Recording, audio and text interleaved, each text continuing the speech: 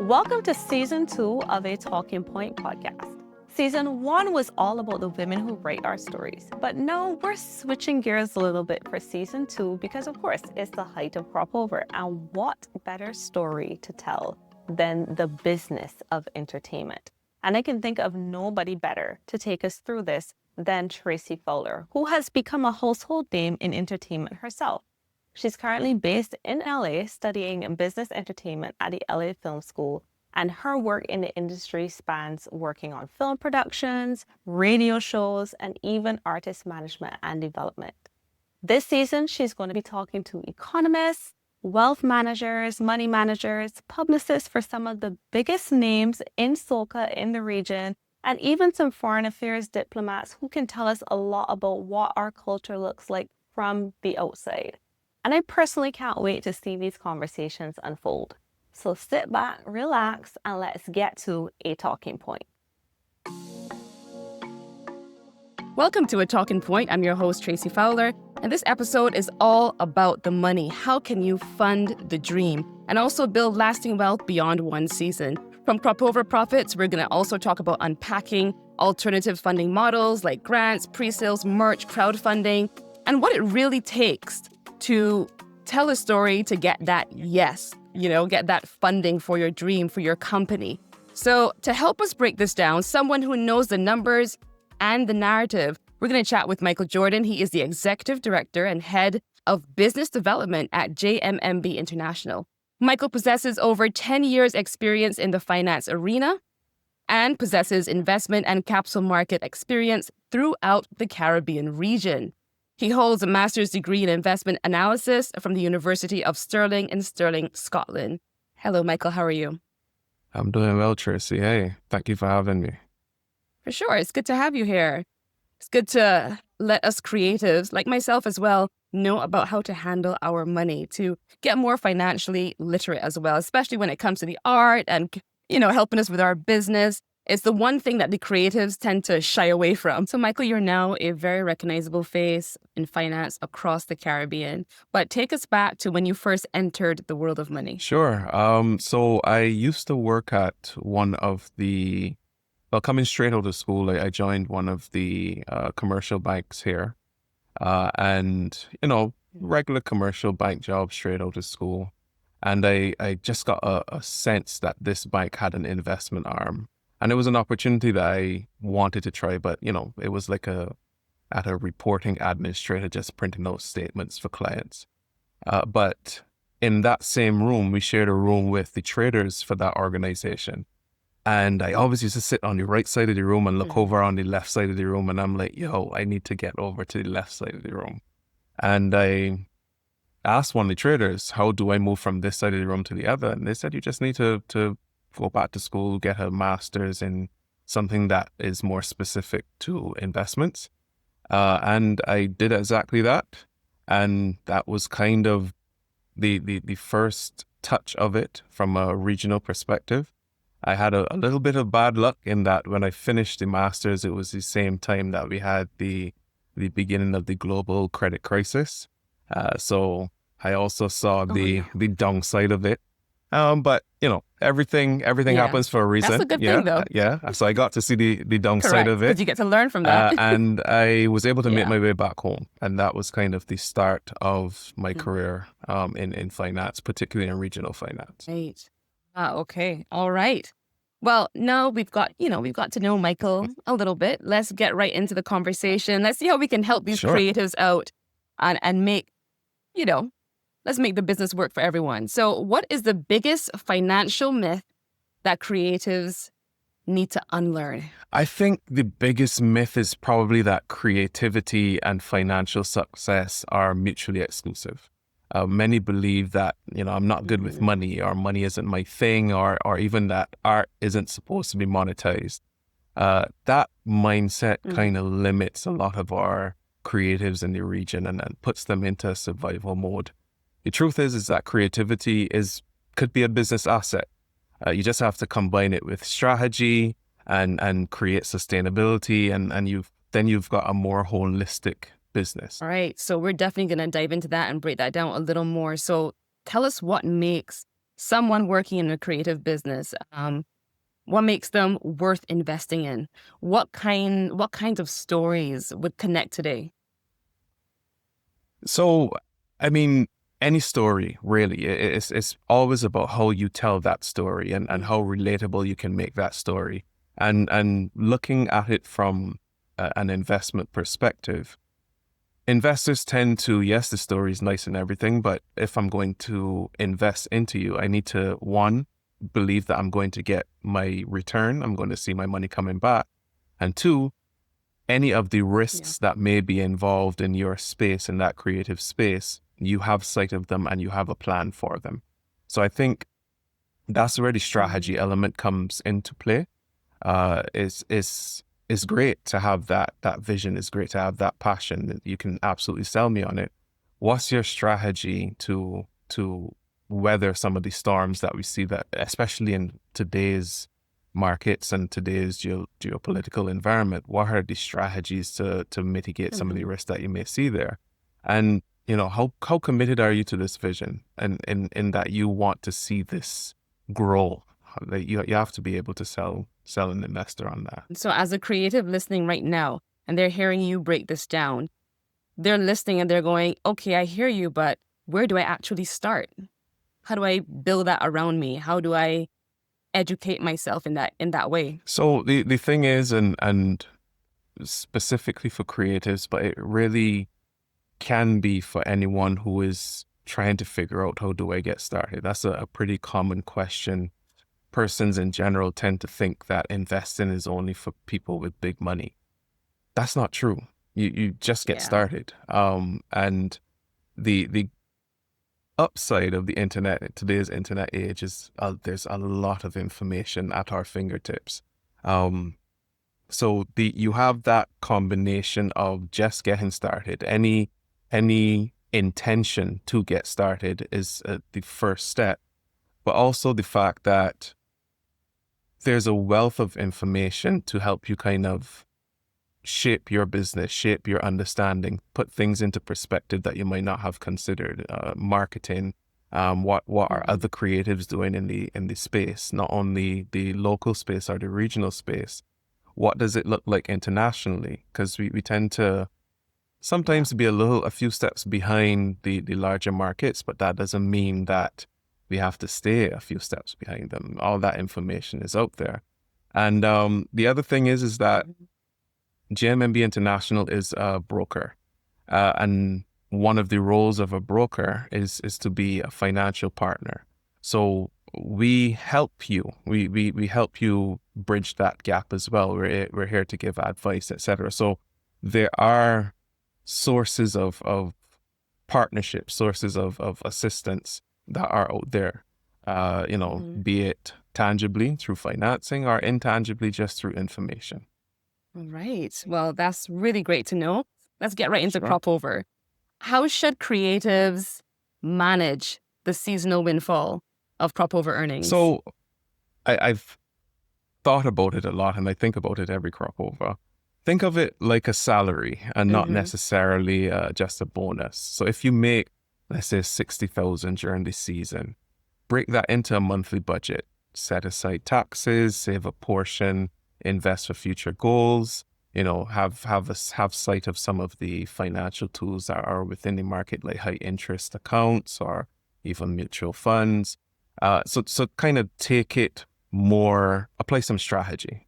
The same way that you might do to your personal finances, where you have your budget, the expenses that you'll have for the month, you want to put some aside.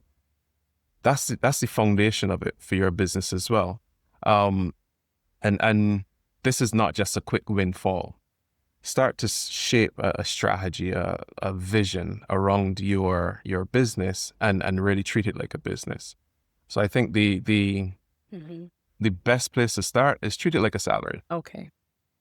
So we're hearing the word strategy a lot. Those who work in marketing understand it. Those who work in your field understand it. Sometimes as a creative, if you're just making music, if you're just planning events, maybe you're not, to some degree you are thinking strategy, but maybe can you give us an example of what kind of strategies work? Or when you say strategy, what are you thinking? Sure. Or what are you So suggesting? I'll use specifically the Cropover example because we know that Cropover is a very specific time Sure. during the year. So the strategy, therefore, let's say for most of those vendors who participate in Cropover, you know that you're going to get a spike. Even if you operate year round, you're going to see a spike in your revenue at this time. I would say for strategy, it is how do I manage the seasonality? Because that's essentially what it is that you're facing. You know that during the season, you'll see an uptick. Outside of the season, it's a little lower. So have a strategy, have a plan to manage the difference between the two, between the high point and the low point. And that could look like, investing with a purpose. You can say, you know what, during the high point, I know that this revenue is coming in. Maybe I build a studio that allows me to capture a lot more revenue during the low point, be it doing ads for radio or anything like that. Or maybe I deliberately know, okay, for the next 2 Cropover seasons, I'm going to put aside this amount because I want to increase the size of my operation in the 3rd season. And you work towards that. So it's essentially having a goal and deliberately investing towards that goal, be it to just grow or increase your revenue in the future or both. Could strategy also include how you get creative with the partners that you bring on board as well?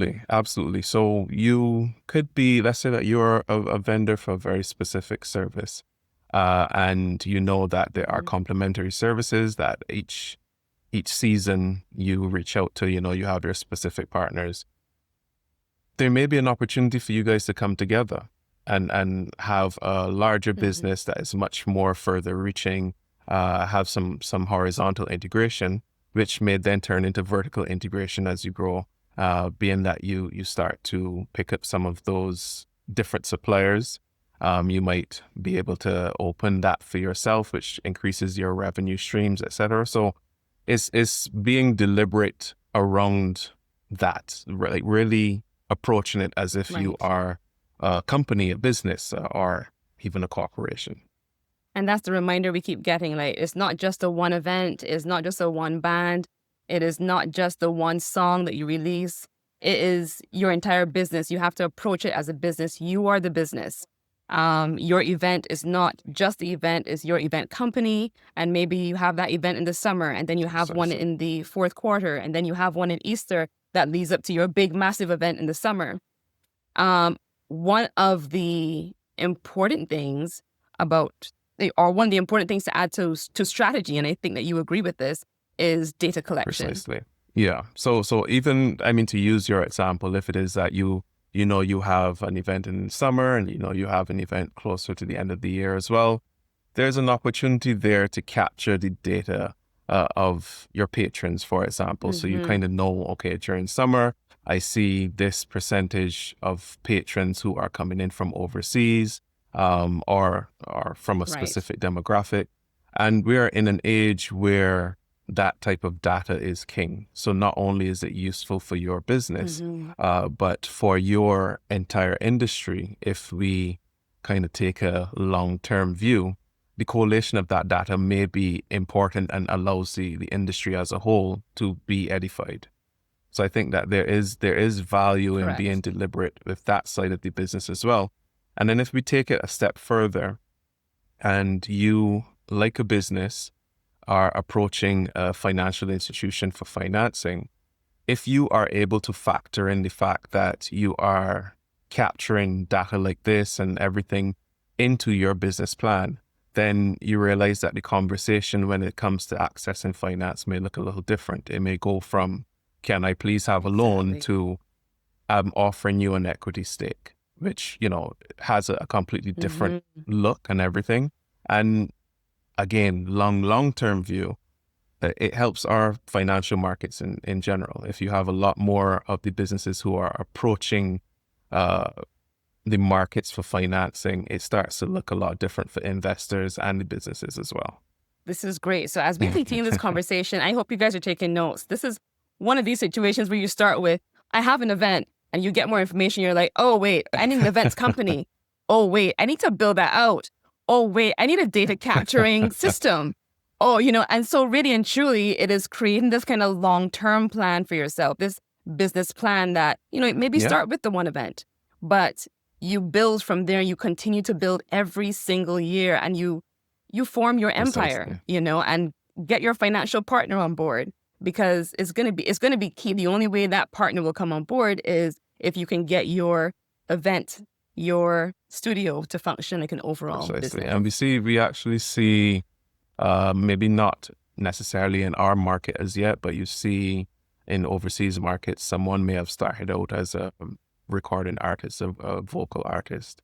And then a little later, you see Yeah. that they have their own label, they have their own studio. And then you see they have their own stable of artists. And then, you kind of see that progression as well.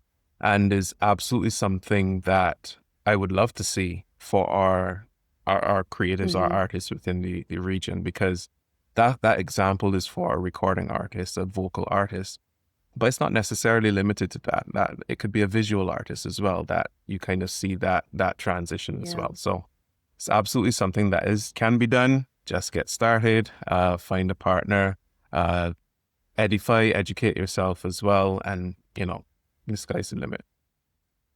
That's right. And again, I just want to hammer home that point that we were just talking about. Data is Absolutely. key, especially in 2025 and beyond. Find a way to make that happen for yourself. Because if you can approach someone and say, this is my target audience, this is how many people attend my events. Within each target audience, I have 5 other target audiences, and I can hyper focus on X, Y, Z. Oh my goodness, that Absolutely. language, And when you're building, that's what exactly. you So want to when you're hear. building a business plan and you come to me and you can tell me that from the top down, this is what my industry looks like. These are the other major players in the industry. This is the Right. demographic, the total demographic. This is who I'm targeting, and this is how I'm targeting them. And this is, a projection of the expected growth of the overall demographic, as well as how I'm going to grow along with it. The conversation starts to look a little different, rather than, hey, I have this one event and I Yes, just need a couple $1,000s for it. It's a completely different exactly. conversation. Take notes, guys, take notes. So let's talk about the difference between saving, investing, and wealth building. Sure. So saving is, I would say, that's just squirreling away, just tucking it away. That's the action. Investing has a much more long-term view.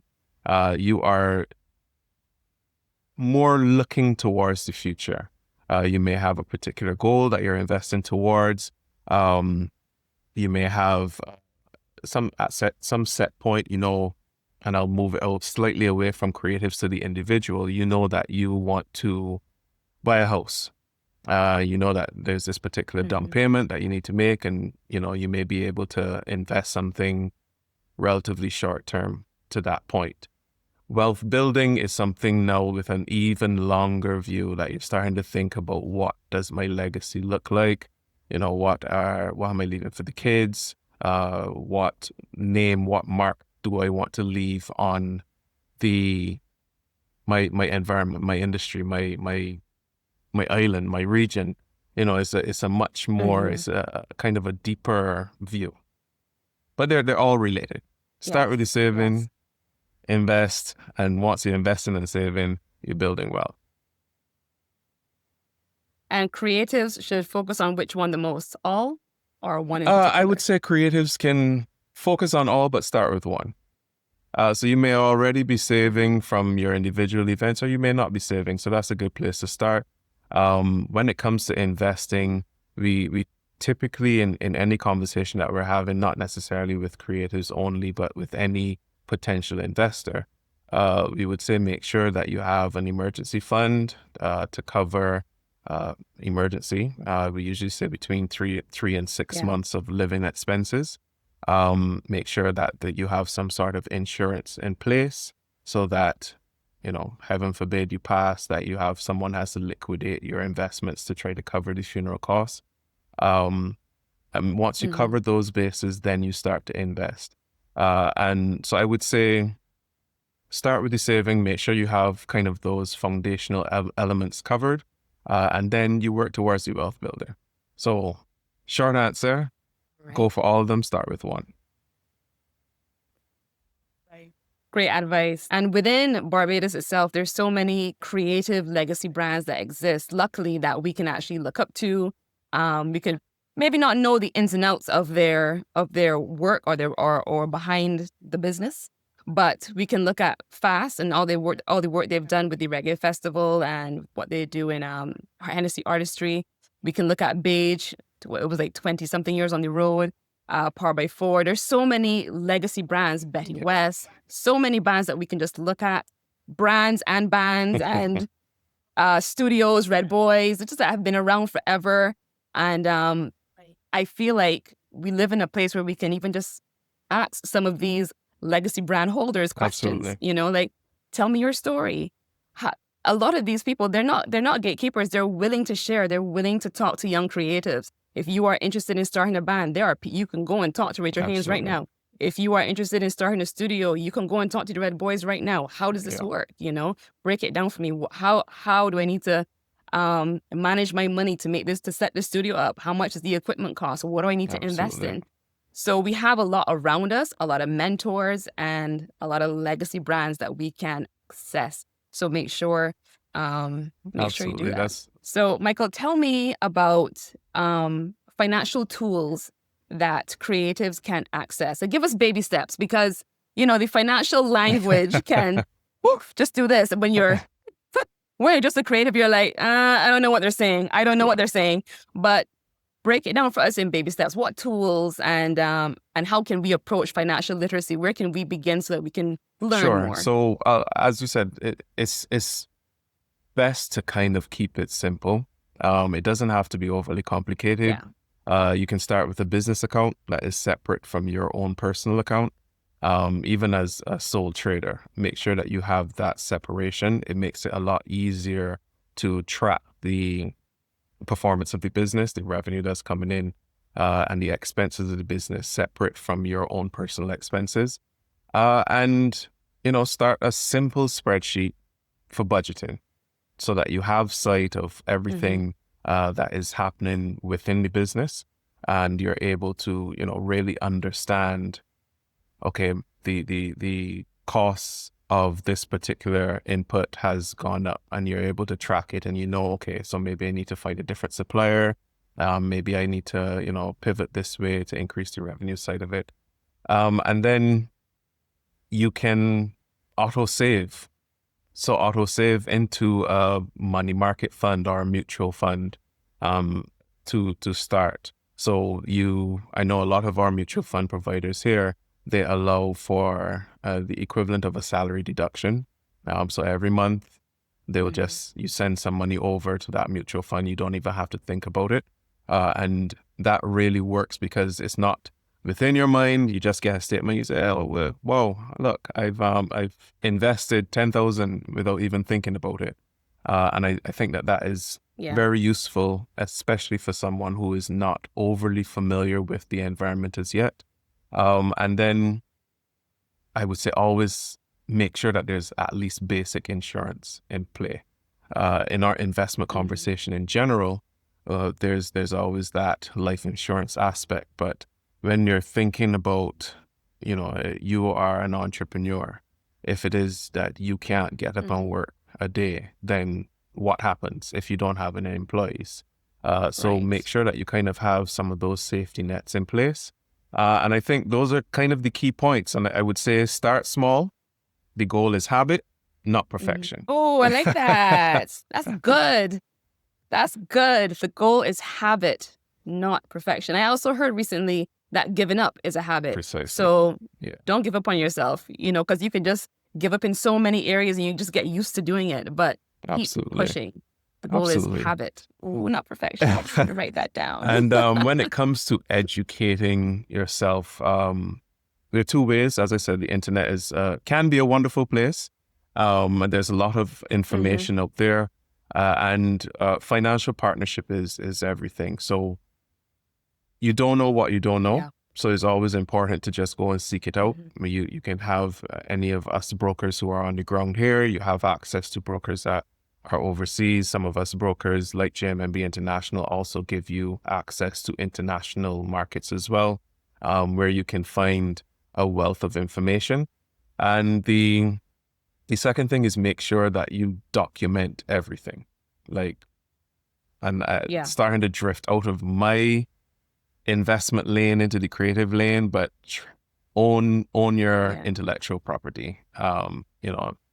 Thinking decades, not just seasons. So like, kind of have that as in the back of your mind, even if it is that where you are currently, that might not be, applicable, but definitely have that in the back of your mind as something that you're working towards.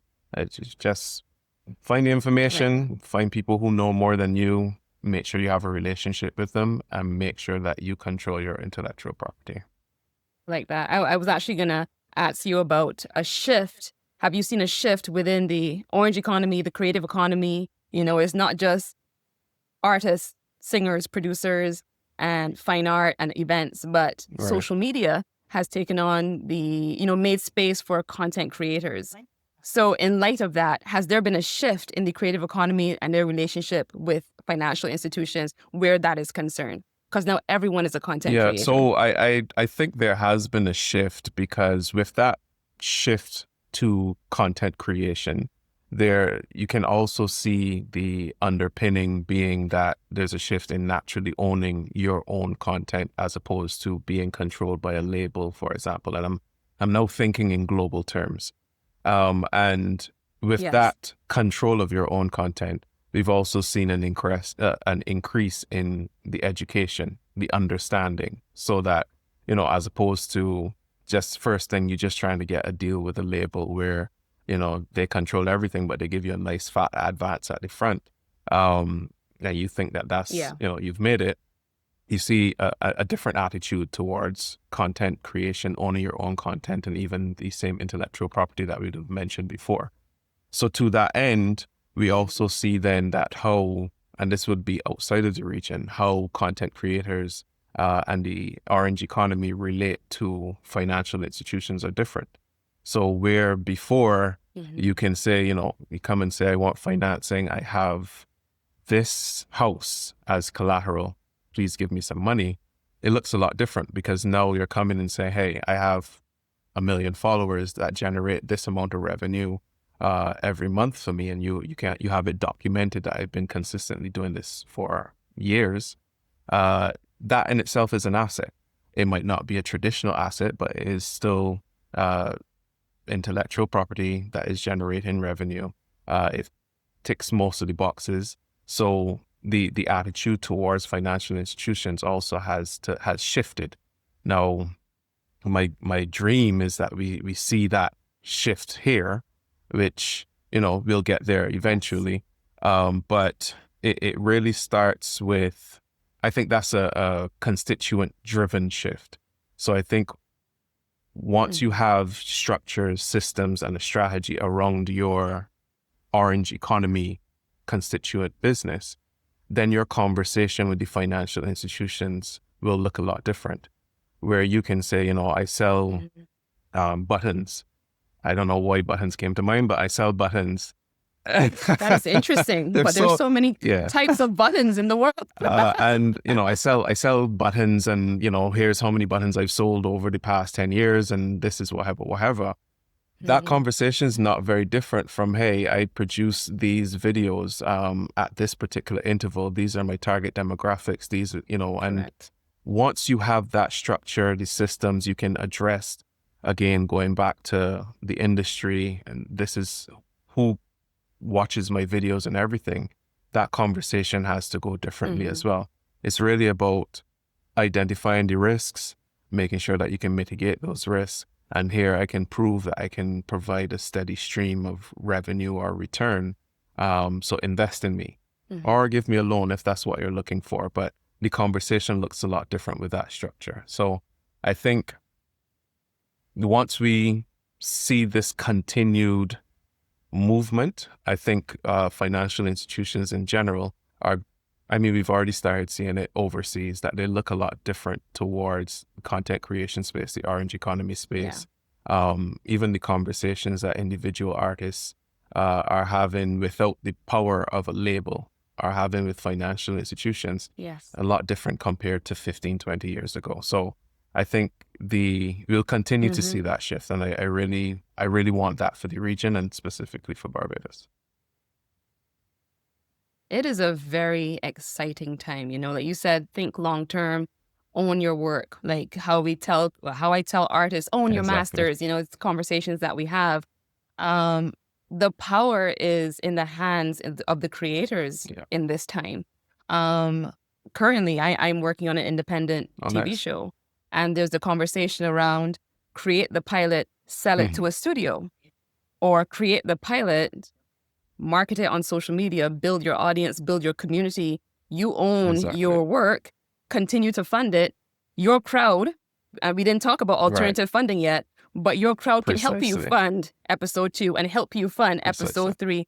You may have 3 episodes now and everyone loves it. And you can say, like, this many people watch this. They're calling for it. They've helped me to fund it. I've done it myself. Now I'm coming Yes. to you with the work I've done so far. How can I get assistance to keep my project going and create a full season with And 10 I'm glad episodes, that you brought up you know? crowdfunding and alternative ways of finance. And so within the region, I mean, traditionally it's always you need financing, go to the bank or go to the credit union, get a loan. Yes. But there are other ways of doing it now.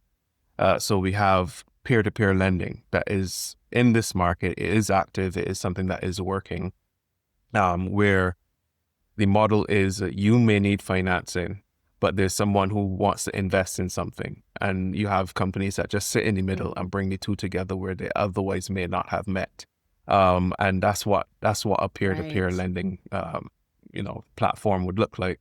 And then you also have angel investors who may have a particular passion for a market. So then you may have an angel investor who has the capital but loves movies, and they really want to see the film industry within their market be developed. So they're willing to invest into projects that others who do not share that passion may not be willing to look at. And you kind of have Right. that as well. And the other side of it is you have a lot more financial institutions now who have a private equity arm. So they're willing to look at opportunities which not necessarily are ready to go public yet, meaning that they're not ready to go to the public for financing, but they are on their way there. They may need a little help. So you may have a financial institution say, okay, I'll give you the money.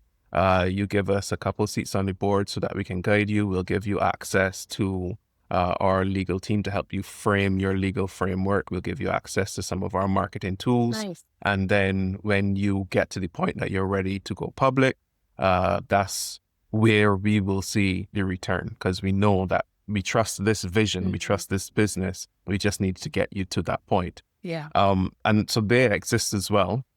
And then the other thing is even as you, in your example with having a TV show and you going to your audience, that's also an option. And the conversation then when you have your audience who funded 3-4 episodes already and you go to the financial institution, you're not going, what's the saying, cap in hand.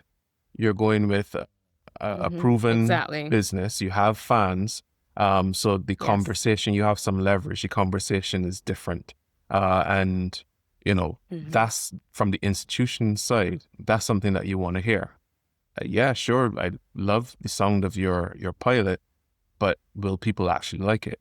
But if you've got the funding in that way, Exactly. you can answer that straight away. Yes, people like it. And I could come to you now, or I could go back to my audience who are loving what we're doing already. That conversation looks different.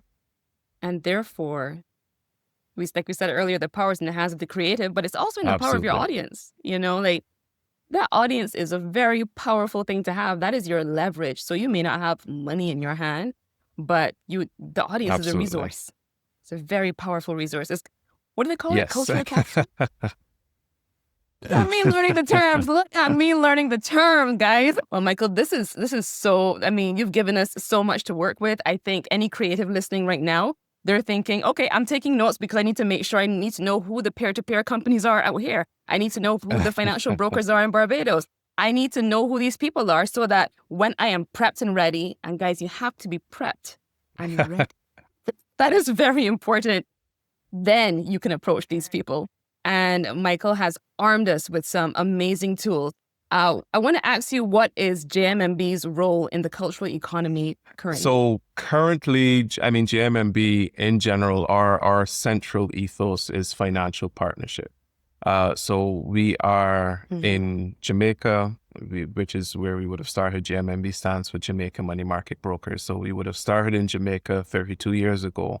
And the foundation of us starting was to give ordinary investors access to the types of returns that companies and institutions were seeing at that time, but the ordinary man in the street had no way of achieving. So we've taken that central ethos and applied it to everything that we do. So now we're in Jamaica, we're in Trinidad, we're in Dominican Republic, and JMMB International being the latest venture, we're now in Barbados. So in general, we're here as partners. So if it is that, support is needed in getting, understanding the idea, you want to get from one point to a business, and you want to move from a business to you want to make an acquisition, or it looks a lot different, and JMMB is here as a partner all the way through. Wonderful, wonderful. So guys, get familiar with JMMB International. If you don't know, I am also learning a lot about them. So make sure you do your due diligence, okay? And let's start to wrap up. I have some questions for you, Sure. just two more. If you could wave a magic wand, your financial magic wand, one financial habit among creatives, what would it be? Just fix one of them. You can fix any of them. One financial habit. Yes. Treat your creativity like a company. That if that was the mindset going into it, you have an idea, you have a creative idea, that your mind is somehow focused on both bringing that idea into reality, but also how do I structure a company around this to really take it as far as it can go. Okay. All right. That's a good one. Take the notes. And where can people follow your work or access financial tools through JMMB to support their creative Sure. goals? So you can just type in jmmb.com. We're there. JMMB in Jamaica is a publicly traded company, so you'll be able to find everything about the group.